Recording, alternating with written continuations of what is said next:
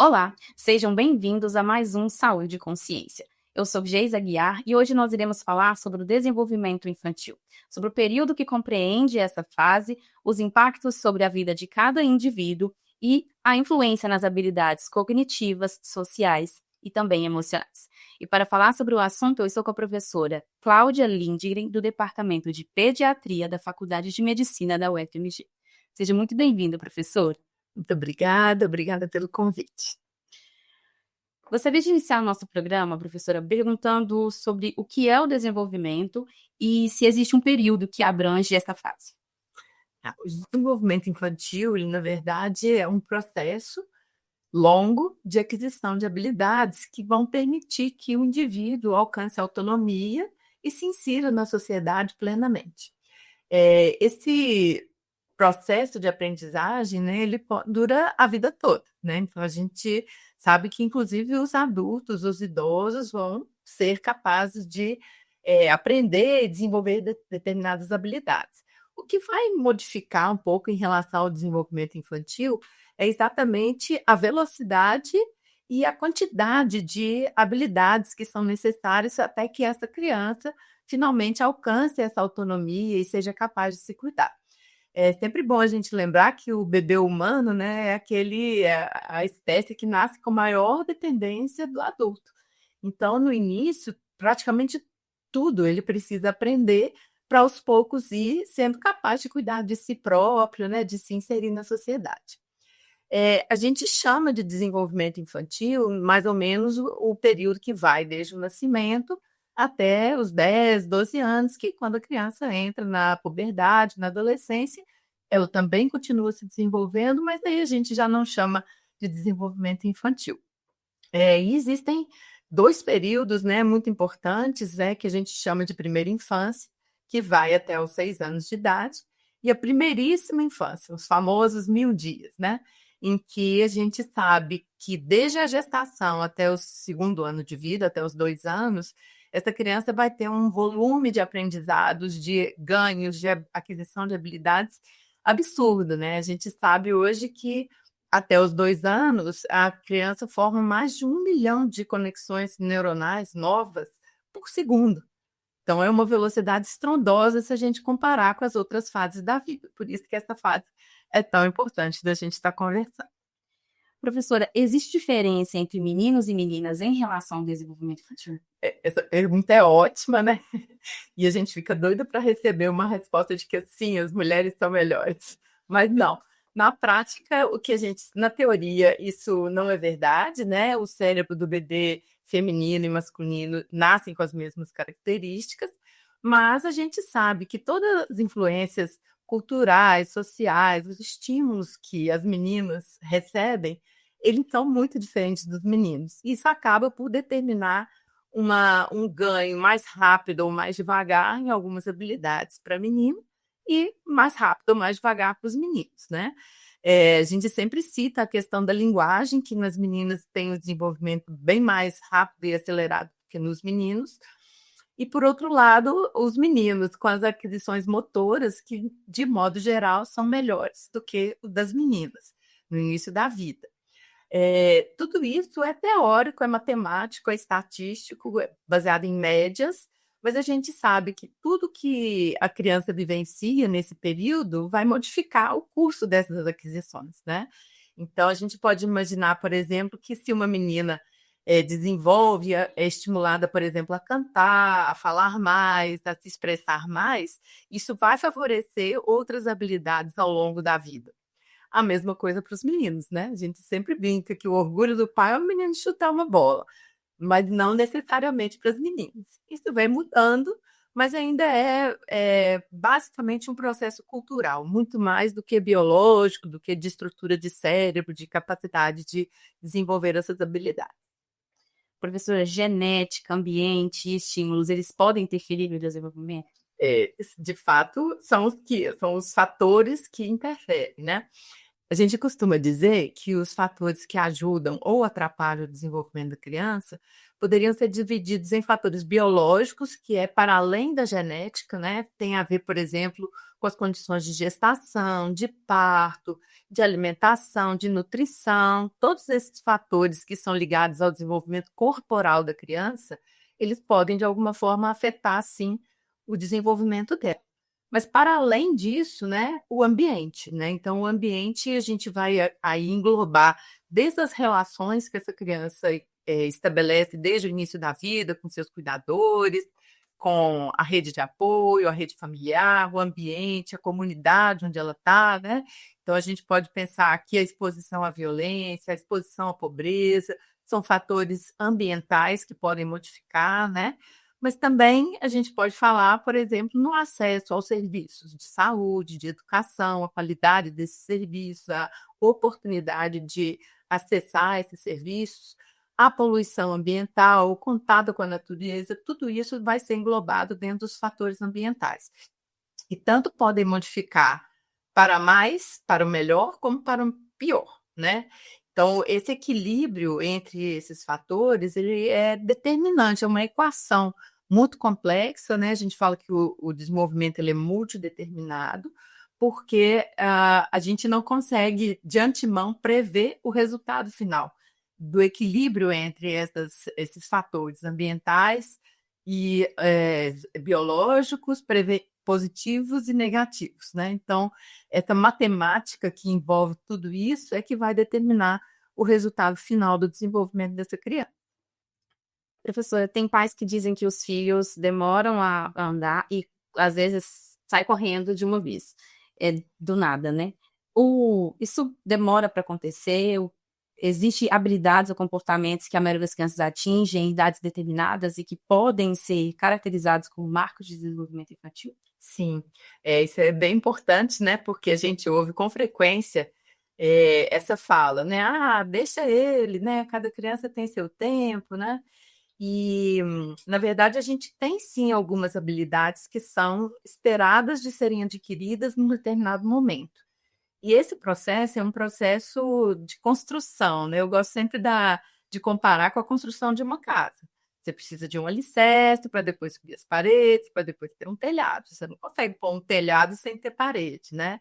E muitos pais, às vezes, antecipam ou querem pular essas etapas, o que pode ser muito prejudicial, né? Então, tanto uma expectativa muito alta em relação ao que a criança é capaz ou não é capaz de fazer em determinada idade, isso tem uma previsão natural, né, de acontecer, independente da cultura. Então, você pode ter uma criança, por exemplo, que demore a subir a escada, porque onde ela mora é tudo plano, é uma zona rural, não existe esse desafio para ela aprender. Mas ela terá que necessariamente ter aprendido a se sentar, a ficar de pé sozinha, caminhar sozinha, independente desses estímulos ambientais. E esses são marcos universais que a gente vai encontrar nas crianças de qualquer cultura, independente de onde ela viva, do estímulo que ela receba. Isso é esperado de acontecer. A sua pergunta dos pais, às vezes, falam, ah, não, deixa, vamos esperar, vai dar certo, né? Pode ser que sim, mas pode ser que não. Qual que é o problema disso? O problema é a nossa janela de oportunidades para fazer a estimulação dessa criança, caso exista algum problema. A gente tem uma curva, né, de normalidade que a gente fala que a maioria, né, 90, 95% das crianças vão adquirir aqueles hábitos, aquelas habilidades uma determinada idade, um determinado período de tempo. O que fica para fora dos 95 pode ser só o ritmo da criança, mas pode também ser um atraso que tenha um momento adequado, propício para que a gente ajude essa criança a se desenvolver. Então, tanto essa expectativa para mais, quanto a expectativa para menos, essa complacência com esse ritmo da criança, podem trazer prejuízo para o resultado final dela. Professora, e conviver apenas com um adulto ou com outras crianças faz diferença para o desenvolvimento? Essa também é uma pergunta muito atual, né? Bom, o que a gente sabe? O início da vida, né, os 2 primeiros anos, principalmente, é um período, como eu disse, de muita dependência da criança com o cuidador principal, né, os cuidadores principais.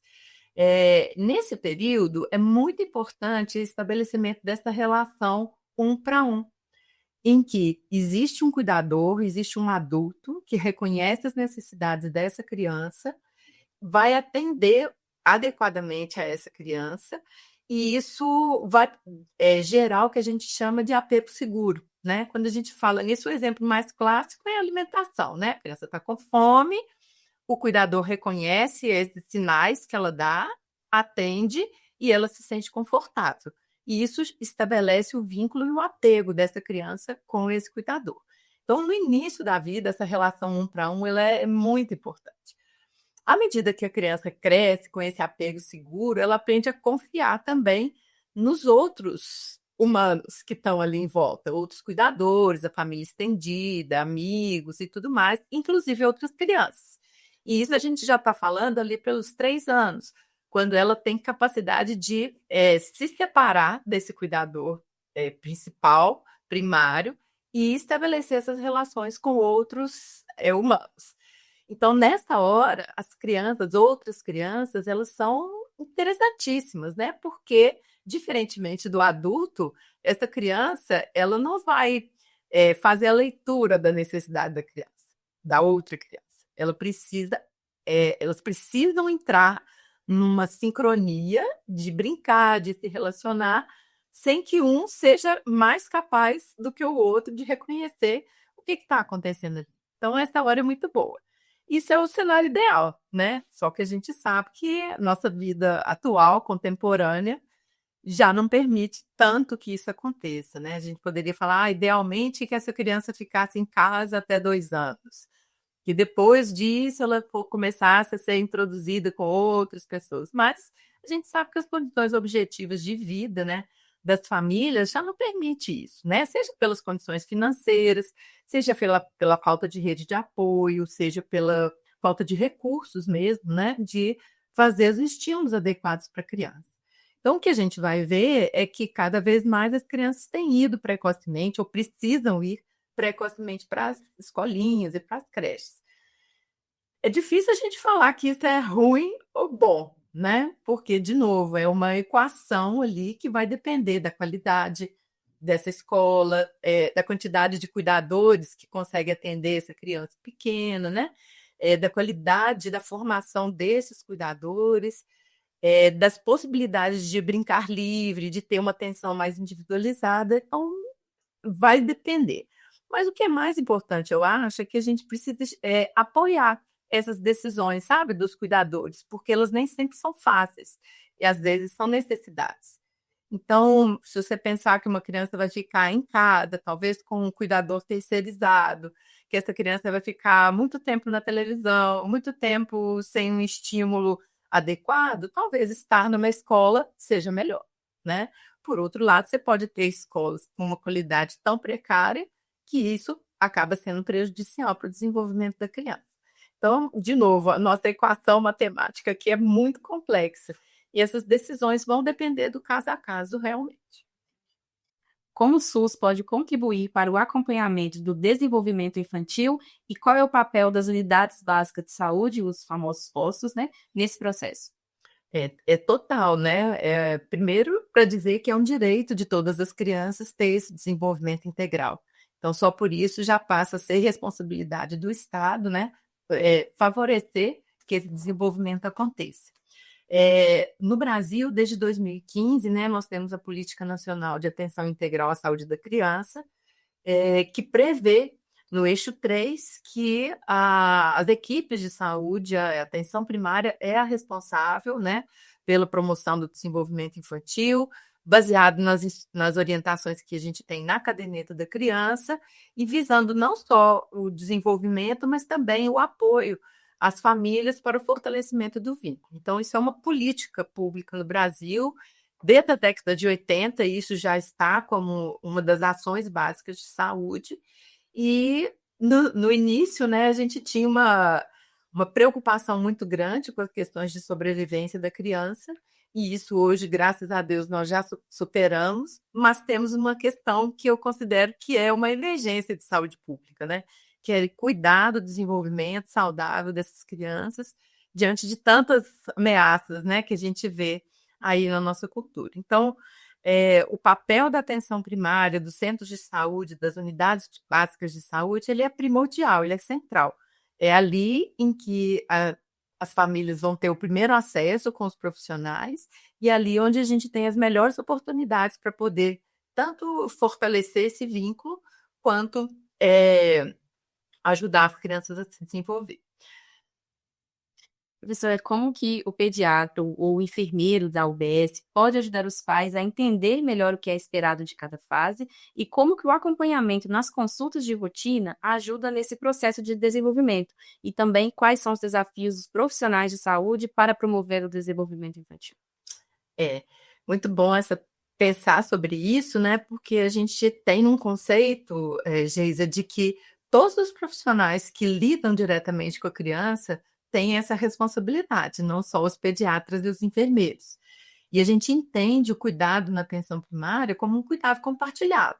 Então, essa criança vai poder receber estímulos, os pais vão poder receber orientações de qualquer profissional, seja ele um pediatra, um médico de família, um enfermeiro, as equipes multiprofissionais, né, com fonoaudiólogos, fisioterapeutas ocupacionais, entre outros, de modo que, em conjunto, todos esses profissionais possam apoiar esse desenvolvimento. As consultas de puericultura, né, e as consultas de rotina, elas são, com certeza, a melhor oportunidade para a gente fazer isso, né? Porque é o momento da gente pensar na promoção do desenvolvimento. É o momento de você pensar como que as condições gerais daquela criança, como aquela criança pode atingir o seu potencial, né?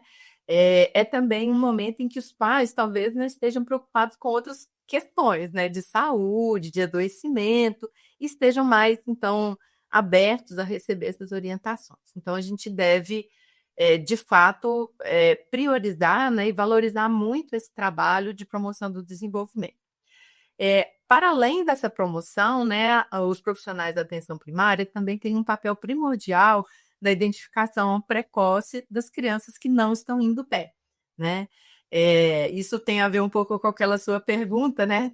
Tá indo mais devagar, mais depressa e tal, porque a gente precisa de fazer isso de uma forma sistemática.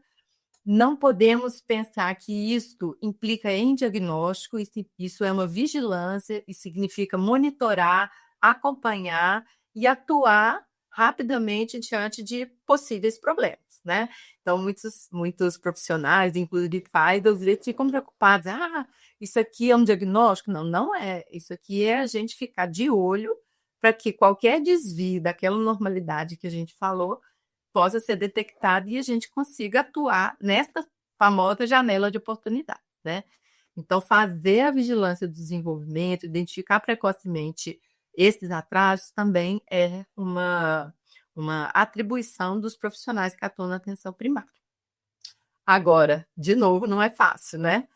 Todo mundo que trabalha na atenção primária sabe de todas as dificuldades que a gente enfrenta, né? De uma pressão de demanda, né? De ter uma sobrecarga de trabalho, de ter que atuar em muitas frentes, de ter pouco tempo para essa puericultura, de ter poucas ferramentas que são acessíveis, né? E até própria formação dos profissionais para lidar com a questão do desenvolvimento infantil.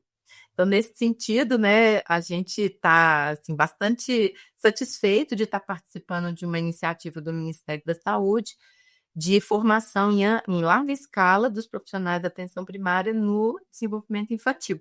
É um curso que foi desenvolvido aqui na UFMG, é um curso EAD, que foi organizado pelo Unescom, é coordenado por nós aqui no departamento, e com isso a gente pretende dar ferramentas, né, dar maneiras para que esse profissional da atenção primária possa promover o desenvolvimento infantil baseado nesse fortalecimento do vínculo e nas orientações com estímulos simples que são acessíveis a toda e qualquer família.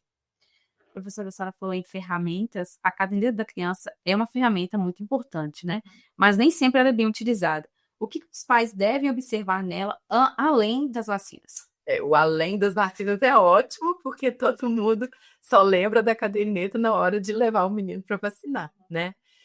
A gente sabe que a caderneta da criança é uma conquista muito grande na área da saúde infantil, é um instrumento muito importante, não só para o desenvolvimento, mas para uma série de aspectos, né? Eu até trouxe, né, a caderneta da criança em papel, porque nós ficamos muito tempo sem ter essa impressão, e isso ajudou a desmobilizar tanto as famílias quanto os profissionais para a utilização dela, e é um instrumento muito importante. Nós temos na primeira parte informações para os pais, né, que são interessantes, em que a gente pode ver uma série de informações, mas também informações específicas sobre o desenvolvimento, né, nessa seção que chama Estimulando o Desenvolvimento com Afeto. Aqui as famílias vão encontrar características do desenvolvimento da criança em cada fase e como eles podem ajudar nesse desenvolvimento.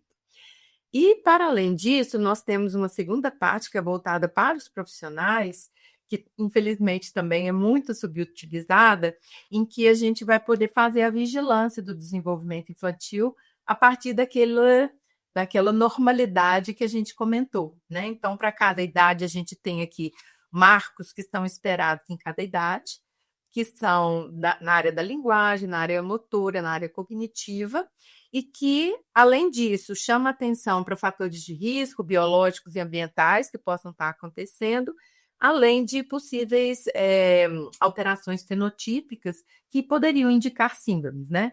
O que é bacana desse instrumento? Que ele classifica, né, o desenvolvimento da criança como um sinal de trânsito, né? E que é muito fácil para os próprios cuidadores interpretarem, né? Então, à medida que a criança adquire no momento correto aqueles marcos, ela vai sendo classificada em relação ao seu risco de ter transtornos.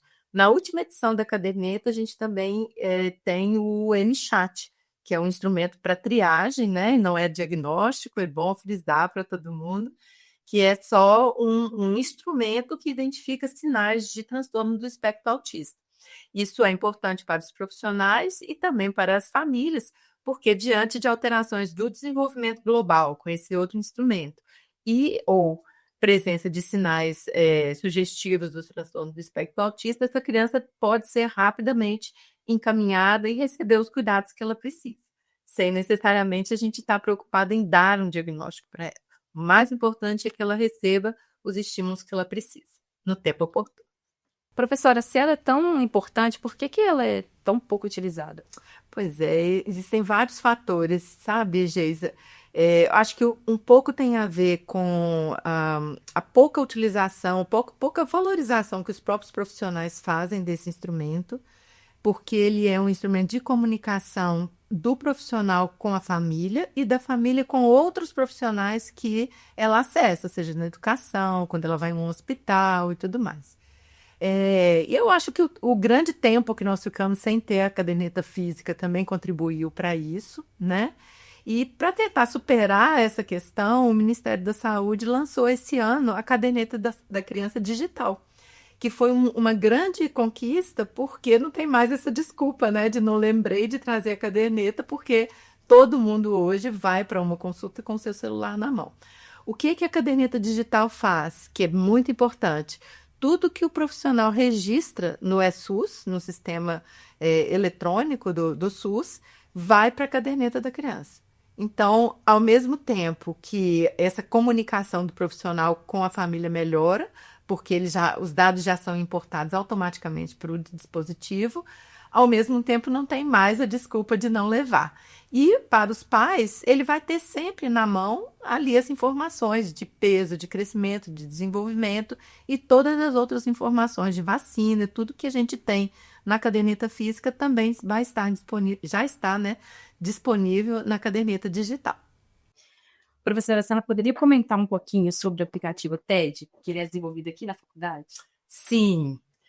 Dentro dos desafios, né, que a gente sabe que os profissionais da atenção primária têm para fazer o acompanhamento do desenvolvimento infantil, nós desenvolvemos aqui um instrumento que é de triagem, então ele é um pouco além do instrumento de vigilância, que é baseado no instrumento que chama SWIC, é um instrumento que foi desenvolvido nos Estados Unidos, que a gente adaptou, fez a adaptação cultural, fez toda os processos, né, aí científicos necessários para a gente chegar a uma versão brasileira, com pontos de corte, que permitem interpretar os resultados para as crianças brasileiras, e por todas as características de ser rápido, de ser prático, de ser acessível, gratuito, nós conseguimos, então, transformar esse instrumento SWIC num aplicativo, né, de acesso livre. Ele fica disponível no nosso site, que é ted.medicina.ufmg.br, acessível a qualquer profissional. Lá nós temos, além do SWIC, que é essa ferramenta para identificar crianças que têm já um risco aumentado de atraso, a gente também criou 16 vídeos de estímulos, vídeos curtos, com uma linguagem voltada para os cuidadores, para que os profissionais possam compartilhar com eles quais são os estímulos adequados em cada idade, né? Esses vídeos, o interessante deles é que eles são baseados nas habilidades dos pais. Então, a gente propõe formas de interagir melhor com a criança e, com isso, promover o desenvolvimento dela. É um material que ele é auxiliar da caderneta. A ideia é que todas as crianças passem pela vigilância do desenvolvimento utilizando a caderneta, mas para aquelas em que a gente tem uma suspeita ou tem um risco aumentado, por exemplo, os prematuros, os muito baixo peso de nascimento, as crianças que tiveram qualquer transtorno durante a gravidez, que a gente use uma ferramenta mais específica, que no caso seria o TED. Né? Além disso, sempre que houver uma preocupação, né? Sempre que isso que você falou, será que eu posso esperar? Será que eu não posso? A ferramenta TED, ela vai um pouquinho além da caderneta, nesse sentido, porque além dela olhar os marcos do desenvolvimento, a gente também olha para as questões comportamentais, que hoje é uma grande demanda, tanto das escolas quanto dos profissionais. E olhamos também para os fatores do contexto familiar. Então, ali a gente olha uso abusivo de álcool e drogas, insegurança alimentar, depressão, violência, que são coisas do contexto da criança que podem, de fato, estar ali prejudicando o seu desenvolvimento. Professora, a pandemia da Covid-19 impactou no desenvolvimento infantil? Quais os principais impactos no desenvolvimento dessas crianças pequenas? A gente tem esse... Tá beirando de 1 milhão, né? Acho que o mundo inteiro está estudando isso, né? Isso é, de fato, uma preocupação por toda a ruptura, né? Todas as rupturas que o mundo inteiro viveu. E o que a gente sabe hoje, né? A gente sabe que a pandemia afetou a todas as pessoas, muito relacionado ao momento de vida em que elas estavam, né? Então, falando assim muito especificamente das crianças, a gente sabe que as crianças que estavam no início da escolarização, que estavam naquele processo muito dependente ali da escola, de fato tiveram um impacto, né? Tiveram um atraso nessa possibilidade de escolarização. Quando a gente olha para as crianças mais novas, os estudos já são um pouco mais contraditórios, porque o isolamento social, o tempo que a pandemia durou para cada um, a possibilidade dos pais terem ficado ou não em casa com a criança, a possibilidade deles terem tido ou não uma rede de apoio, o adoecimento mental desses cuidadores, o empobrecimento, todos esses fatores variaram muito no mundo todo. Aqui no Brasil, a gente sabe que, por conta da duração da nossa pandemia, das nossas medidas de isolamento, a gente tem indícios de que esse tempo afastado do convívio familiar, afastado até dos serviços de saúde, do empobrecimento, que atingiu muito profundamente as classes menos favorecidas, tudo isso pode ter trazido, de fato, algum prejuízo. Agora, o que é muito maravilhoso na infância? É a plasticidade cerebral, né? É a capacidade dessas crianças conseguirem recuperar esse tempo perdido, vamos dizer assim, de acordo com os estímulos e os afetos e as outras oportunidades que elas foram tendo à medida que as medidas de isolamento foram melhorando, né? A gente tem na literatura muita controvérsia em relação a isso, por causa de todos esses fatores que eu comentei, e ainda para as crianças pequenas, a gente ainda tem uma preocupação se a exposição da mãe durante a gestação pode ter trazido consequências negativas para essa criança, né? Porque a gente já tem algumas evidências que dizem que o estresse da mãe, a inflamação da mãe durante a infecção pelo Covid na gestação, durante um momento muito delicado de formação do sistema nervoso, pode sim ter afetado o desenvolvimento dessas crianças. Agora, a literatura científica também precisa de tempo para entender o que vai dar nisso ao longo do tempo, né? Porque o desenvolvimento é um processo muito dinâmico e pode ser que lá para a idade escolar, essas crianças que foram expostas na gestação tenham conseguido recuperar esses prejuízos aí que o isolamento e a infecção da mãe trouxeram. Então, nós ainda estamos procurando essa resposta. Professora, hoje em dia é muito comum ver as crianças de 1 ou 2 anos com celulares na mão ou vidrados na televisão, em tablets. Isso pode parecer uma solução prática, mas pode também trazer grandes consequências. O uso precoce de celular atrapalha o desenvolvimento? Isso a gente já sabe, essa resposta a gente já tem da literatura.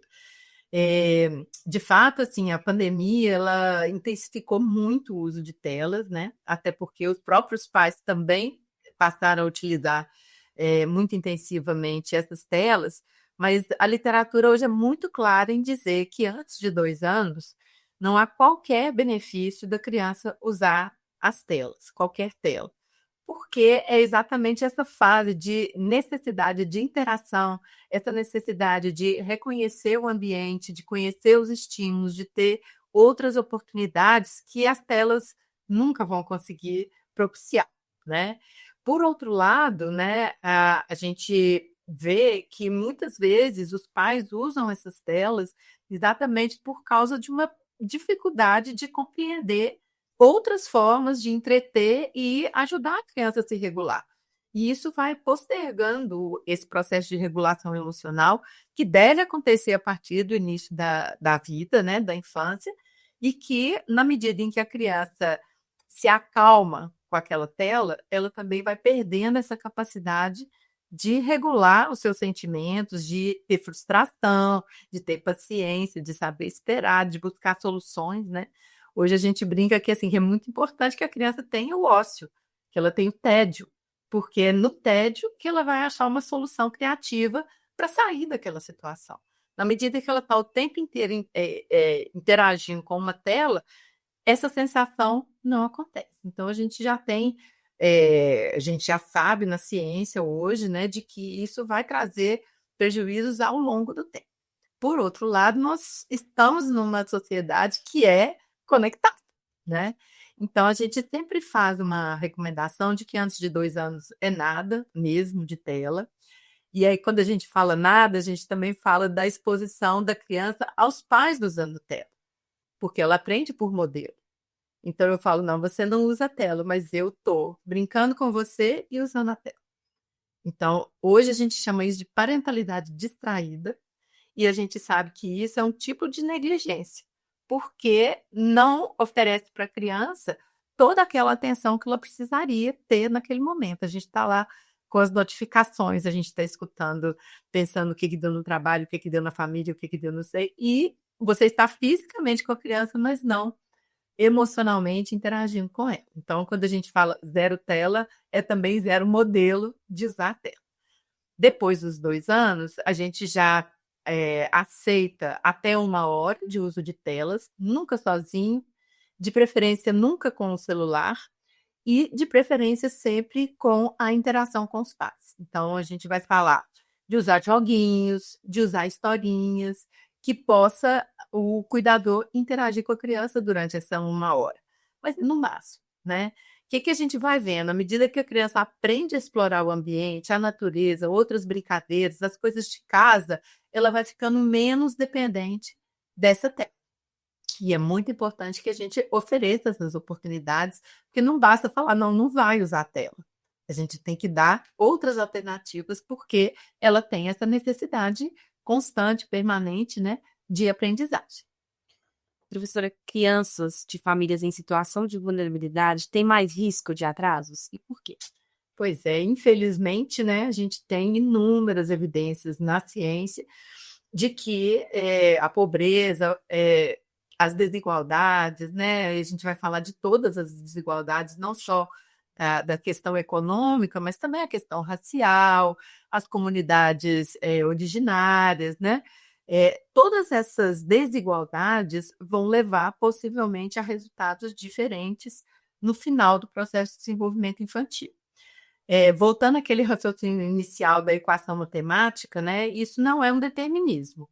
Acho que a gente tem que ter muito cuidado com isso, porque falar que uma criança que é nascida numa família pobre terá um desenvolvimento pior ao final é uma suposição, porque tem todo um processo aí na vida dela de possibilidades, de estímulos, de características pessoais, de oportunidades que podem surgir para ela, que podem modificar o ritmo, a trajetória prevista pelo fato dela ter nascido naquela comunidade. Eu gosto de falar que o exemplo ao contrário também é verdade, né? A gente também não pode assegurar que uma criança que tem condições financeiras, econômicas satisfatórias, que ela também vai ter um resultado final adequado.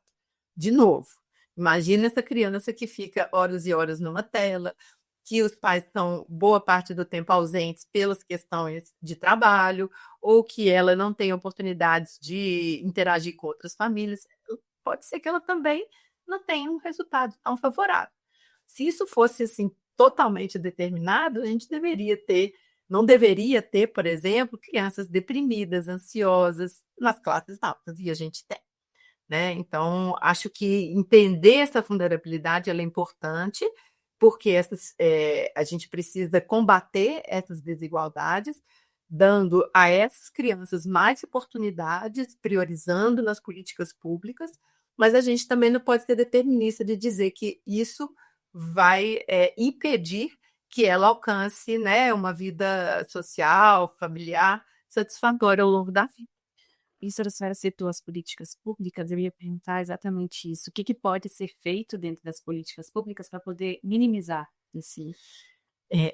Não tem jeito de a gente falar de desigualdade na primeira infância se a gente não falar de desigualdade social, né? Então, acho que, infelizmente, a gente ainda está num país extremamente desigual em todos aqueles aspectos raciais, de gênero, de regiões, e pensar em combater essa desigualdade na infância precisa de pensar em combater uma desigualdade estrutural, né, que vai desde o acesso aos serviços básicos de saúde, educação, ampliação dessas redes, a qualificação dessas redes, as políticas de combate à fome, as políticas de urbanização que permitam cidades mais aprazíveis para as crianças poderem utilizar os espaços públicos em segurança, então o combate à violência. Se a gente pensar no que ajuda o desenvolvimento infantil, a gente vai entender que precisa de uma sociedade melhor organizada, mais equânime, para que essa infância não seja tão desigual. Pensando especificamente aqui sobre a infância, né, a gente vai pensar no papel que as políticas de saúde, educação e assistência social têm, né? A gente tem já um SUS muito grande, muito potente, que precisa ser fortalecido, precisa ser qualificado, para que a gente consiga acessar todas essas crianças, né? E oferecer mais para quem precisa mais. Esse é o princípio da equidade, né? Para além disso, no desenvolvimento infantil, hoje a gente ainda tem muitas dificuldades em relação ao diagnóstico das crianças que realmente têm, né, transtornos ali do desenvolvimento, e também de oferecer para essas crianças a reabilitação necessária. Então, o que eu estou falando? Que para além de fortalecer a atenção primária, nesses aspectos que a gente já conversou, é muito importante também que a gente consiga fortalecer as redes de atenção, para que as crianças que precisam de diagnóstico e tratamento das suas condições, dos seus transtornos, que elas alcancem esse serviço. Infelizmente, hoje é um grande gargalo na saúde pública. A gente tem histórias muito tristes, né, de anos e anos esperando, tanto para o diagnóstico quanto para o tratamento, inclusive para a proteção social. Então, acho que tudo isso são formas da gente combater essas desigualdades, oferecendo para essas crianças aquilo que ela vai precisar, se ela de fato tiver alguma necessidade especial. Professora, qual mensagem que nós gostaria de deixar para quem nos assiste? Olha, eu acho que eu queria dizer e lembrar daquele provérbio africano que diz que precisa uma aldeia inteira para cuidar de uma criança. Então, acho que a minha mensagem é dizer que promover o desenvolvimento infantil é uma responsabilidade da sociedade como um todo. Não só dos pais, não só da família ampliada, dos profissionais da saúde, da educação, mas de toda a sociedade. Então, se a gente não pegar esse tesouro que é essa geração e cuidar dela, dificilmente a gente vai sair do lugar onde a gente está, porque essa geração é o futuro da nossa sociedade. Então, nós temos que cuidar dela com todo carinho. Chegamos ao fim de mais um Saúde e Consciência. Eu gostaria de agradecer a professora Cláudia por compartilhar conosco seus conhecimentos. Eu que agradeço, especialmente nesse mês de agosto, né, que é o mês da primeira infância. Então, é muito oportuno que a gente esteja conversando sobre isso aqui hoje. Um prazer, professora. Hoje percebemos que o desenvolvimento acontece todos os dias, na nova descoberta, na nova palavra, nas brincadeiras. Neste processo, é importante a participação ativa da família, da escola, dos profissionais de saúde e também da sociedade. Todas as dúvidas sobre marco do desenvolvimento, comportamento ou qualquer aspecto do crescimento da criança devem ser compartilhados com profissionais da saúde. Gostaria de agradecer novamente à professora Cláudia e a você por nos acompanhar. Lembre-se, informação é saúde. Até o próximo episódio.